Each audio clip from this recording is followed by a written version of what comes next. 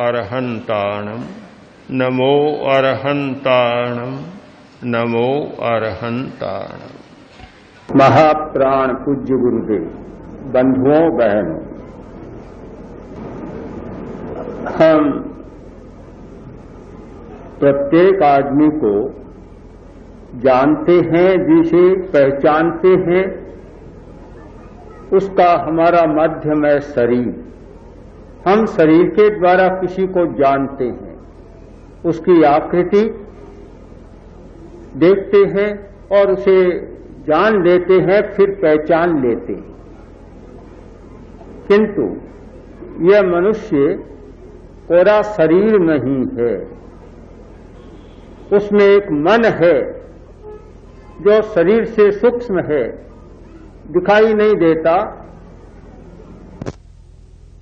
तो क्या मन अंतिम वस्तु है? नहीं है। मन से भी सूक्ष्म है हमारी आत्मा। तो हमारा जो व्यक्तित्व है वह तीन का योग है, शरीर, मन और आत्मा। अभी 2 दिन पहले डॉक्टर नथमल टाटिया, जो जैन विश्व भारती के डायरेक्टर हैं, आए थे। अभी अभी उन्होंने हॉलैंड और इटली की यात्रा की थी। वहां एक ओकी इंस्टीट्यूट है, उसके द्वारा शिविर लगाए जाते हैं और जैन विश्व भारती से वक्तव्य देने के लिए, प्रेक्षा ध्यान का प्रयोग कराने के लिए टाटिया जी को कई बार निमंत्रण आता है। इस बार भी वे गए।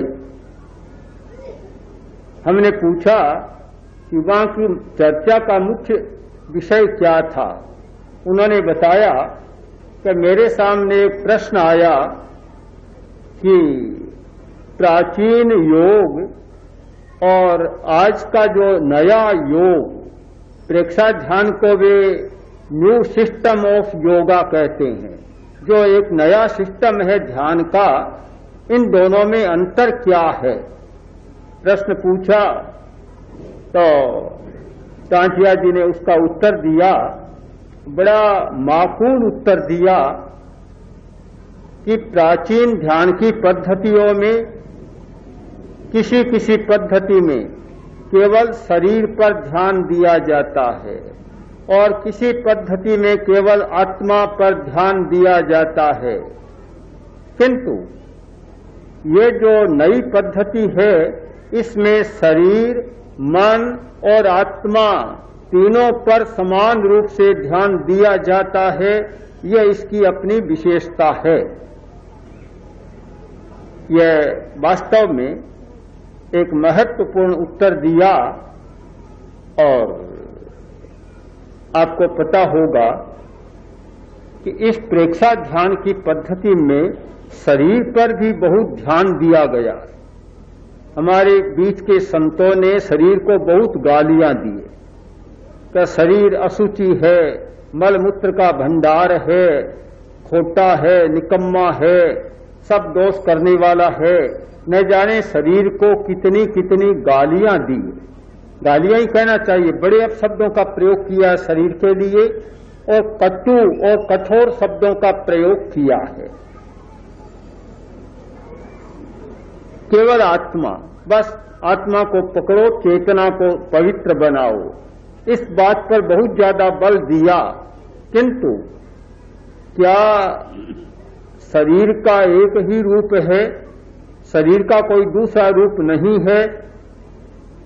ये माना कि शरीर अशुचि है, मलमूत्र का भंडार है, बीमार हो जाता है, सताता भी है, बूढ़ा भी बनता है, सारी बातें हैं। ये हमारा एक दृष्टिकोण हो गया। हमने एक दृष्टि से शरीर को देखा, किंतु शरीर को देखने का एक हमारा दूसरा दृष्टिकोण भी है। अगर हम दोनों दृष्टियों से नहीं देखेंगे तो पूरी बात समझ में नहीं आएगी। दूसरा दृष्टिकोण तो भगवान महावीर ने शरीर के बारे में एक बात कही कि शरीर माहु नावत्ति जीवो बुच्चई नावियो संसारो अन्नवो बुत्तो जम तरंति महेशिनो। शरीर एक नौका है, जीव नाविक है, संसार समुद्र है और उसे पार करना है। संसार को पार करना किसके माध्यम से होगा? क्या नौका के बिना कोई समुद्र को पार कर जाएगा? क्या जहाज के बिना कोई अपार जल राशि को तैर जाएगा? कैसे संभव होगा? अगर उसे समुद्र को तैरना है, अथाह जल राशि में से निकलना है, पार जाना है, तो जल जहाज का, जल पोत का सहारा, नौका का सहारा लेना होगा। तो यह शरीर बाधक भी बनता है तो साधक भी शरीर बनता है।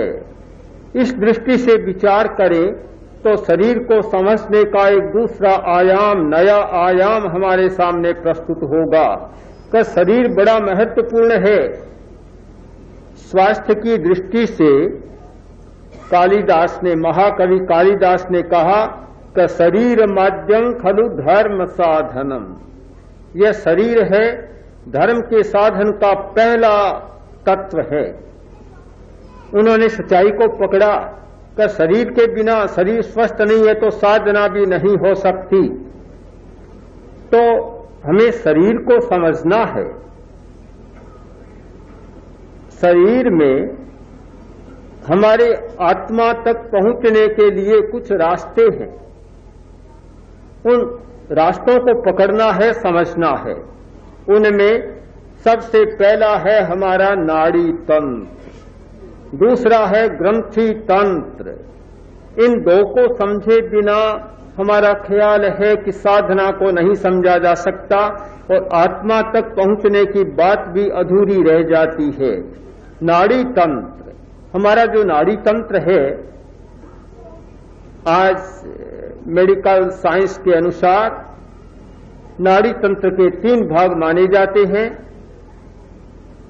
सेंट्रल नर्वस सिस्टम, सिंपैथेटिक और पैरासिम्पैथेटिक, ये 3 भाग माने जाते हैं। इन तीनों को समझे बिना आत्मा को समझने की बात हमारे लिए कठिन हो जाती है। दूसरा है हमारा ग्रंथि तंत्र, ग्रंथियां। आज का युवक, आज का पढ़ा लिखा आदमी, आज के वैज्ञानिक युग में जीने वाला व्यक्ति अगर ग्रंथि तंत्र के बारे में नहीं जानता तो शायद अपने बारे में वह नहीं जानता। आदमी जो बदलता है, आदमी में जो व्यवहार होता है, एक आदमी हिंसक बनता है, एक अपराधी बनता है, एक क्रूर बनता है, अलग अलग प्रकार के जो लोग बनते हैं, बनने का कारण क्या? यह ग्रंथि तंत्र। ग्रंथि तंत्र उसे इतना प्रभावित करते हैं कि अगर पिट्यूटरी ग्लैंड में थोड़ी सी गड़बड़ हो जाती है तो आदमी का चिंतन गड़बड़ा जाता है, अंतर्दृष्टि समाप्त हो जाती है। इंट्यूशन का क्षेत्र, इंट्यूशन, अंतर्दृष्टि या प्रातिज्ञान होता है, आदमी में निर्णय लेने की क्षमता आती है। आपने पढ़ा होगा कभी कि नेपोलियन जीतता चला गया किंतु वाटरलू की लड़ाई में वह हार गया। क्यों हारा? इस पर एक डॉक्टरी रिपोर्ट प्रकाशित है। उसमें बताया गया कि जिस समय नेपोलियन ने वाटरलू की लड़ाई का निर्णय लिया उस समय उसकी पिट्यूटरी ग्लैंड फेल हो गई थी, इसलिए वह सही निर्णय नहीं ले सका। कितना एक महत्वपूर्ण विषय है कि अगर हमारी ग्रंथियां ठीक काम नहीं करती, ग्रंथियों का संतुलन ठीक नहीं होता, पिट्यूटरी, पिनियल, ये ग्लैंड ठीक काम नहीं करते हैं, थायराइड ग्लैंड ठीक काम नहीं करता, तो आदमी के व्यवहार में सारी गड़बड़ियां आ जाती है। एड्रीनल ग्लैंड ज्यादा सक्रिय होता है तो व्यवहार सारा गड़बड़ा जाता है। इसलिए ग्रंथियों का स्राव संतुलित रहे, ये जो हार्मोन्स का सिक्रेशन ये बराबर रहे तो ठीक होता है। तो भला जब साधना करनी है तो आत्मिक विकास करना है तो हमें सबसे पहले शरीर को समझना होगा। शरीर को समझे बिना पूरी बात धर्म की समझ में नहीं आएगी। बहुत लोग सीधी धर्म की बात को पकड़ लेते हैं, चर्चा करते हैं, धर्म को मानकर चलते हैं, किंतु वे केवल धर्म का नाम लेते हैं, धर्म के मर्म को पकड़ नहीं पाते और मर्म को पकड़े बिना कोई भी बात ठीक नहीं बनती। तो मर्म को पकड़ना है तो हमें शरीर को समझना होगा।